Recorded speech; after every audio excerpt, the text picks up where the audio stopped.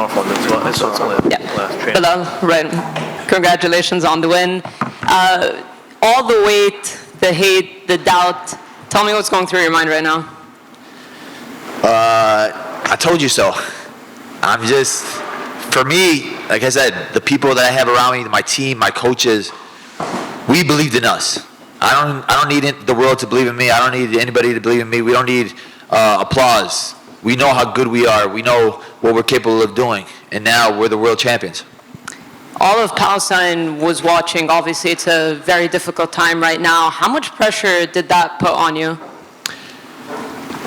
It wasn't pressure. It was, for me, I just wanted, like, it just showed me how, like, really this fight wasn't important. It wasn't that big. Because they're fighting for their lives. They're dying every single day. I woke up today and you're seeing people dying. And it's telling you how small this sport is, how small this fight is. So when I sit there and I stress out about it, it's like, it's just a fight. It's 25 minutes. But I'm still going to go see my family after this. I'm still going to go eat what I want to eat after this.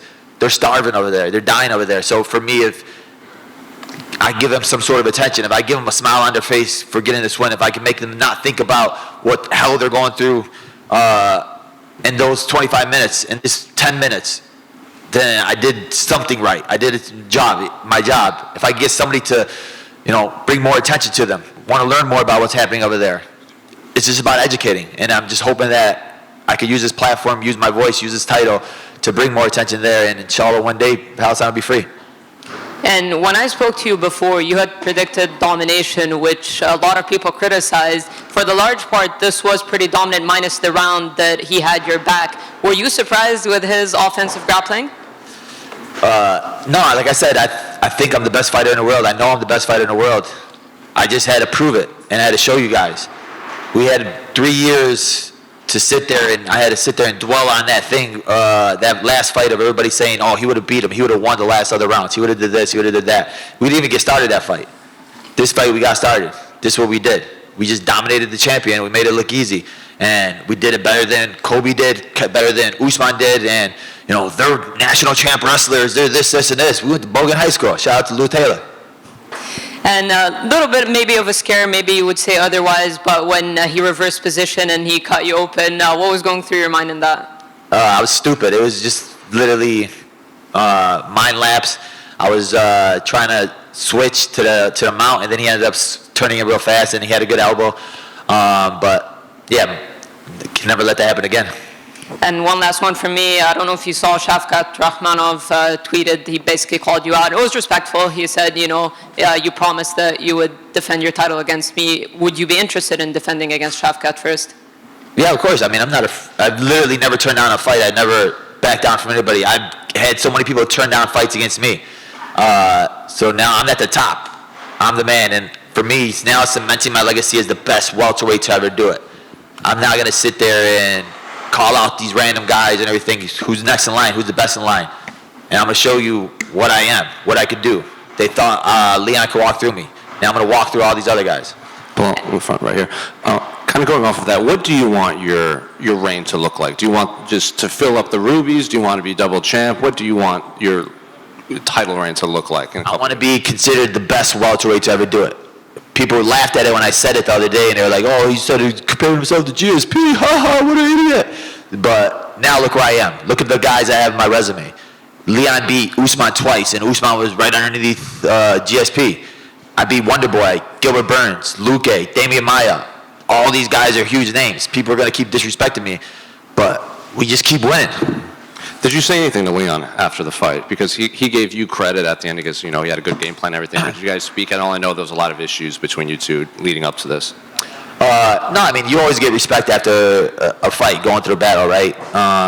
For me, it was just, it took me 3 years to get that taste out of my mouth. 3 years to finally get this fight back. And I had to deal with all the haters and all the trolls and everybody saying that he would have beat me, he would have did this, he would have did that. But now there's nothing else for them to say. In your mind, what would it take for you to leapfrog GSP? Just pass his title defense record? Is it finishes? What else do you have to do? I think beating this next generation of guys, right? You have Shavkat, you have Ian Gary, you have the JDM. So there's these young up-and-comers that everybody's saying are killers. They're probably still saying these guys are going to kill me next, right? So if I go out there and I walk through all these guys, and then I beat the old generation, there's really, I just want to be the guy that did everything that you said I couldn't do. And then if we go up, if, what's his name, Druskus still has the title, he beats what's-his-face, Adesanya, and, he was trying to talk tough to me, I'll go smack him around, try to get 2 belts. You were a little critical of Chicago sports at Media Day, but now you have your title. What's your message to the people in Chicago? We got a real champion now, right? Let's get this parade going. Just imagine I'm the Chicago Bulls. Let's get one of those big victory parades. What was it like, giving the title to your coach, Lewis Taylor? You said it would have been really important, but you wanted to give it to him right away. Honestly, it was amazing because we literally started this in high school together. Him, my coach, Mike Valle, we're a small gym. People don't know our names right now, right? People didn't believe in us. Oh, they don't have that. They don't have this. We don't even got showers at our gym. But now we got a real title at our gym, right? We got that at our gym. So just shout out to my team. They're my family, man. And we don't have the 55 UFC fighters, but we have a small group of guys that are better than all these big gyms.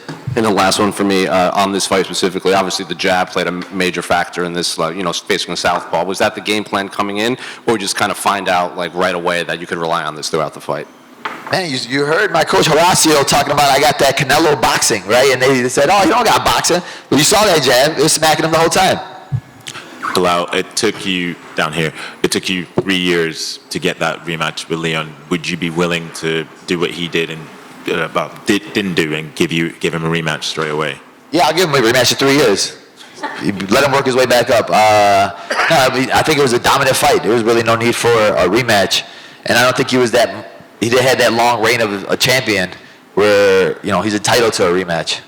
For me, I came to his hometown in front of his people in enemy territory, so it was all like a layup for him, but I blocked it.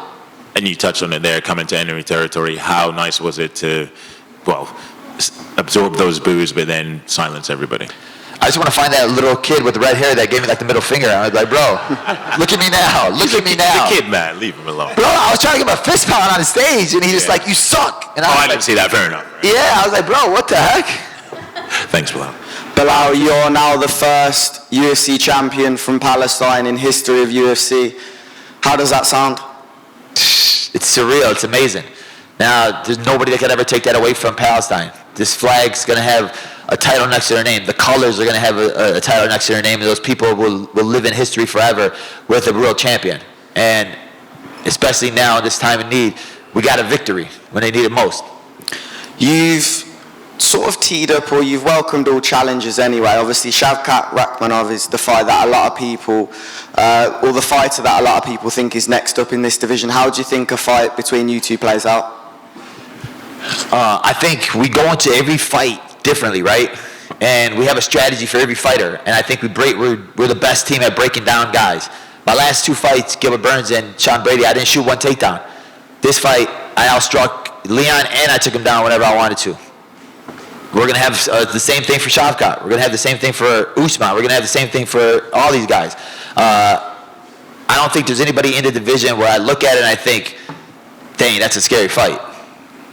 Belal, that belt that you've got right there, just over here, that belt that you've got right there represents everything in your career and your life that you sacrificed to get to this moment tonight. How emotional was that moment, celebrating with your team, holding that gold belt?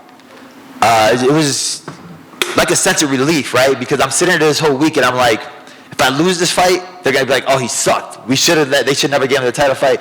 We knew you sucked. We knew you weren't good enough. But it just cements me as being one of the best to ever do it. It cements my name up there. Nobody can ever take that away from me, my family, my team.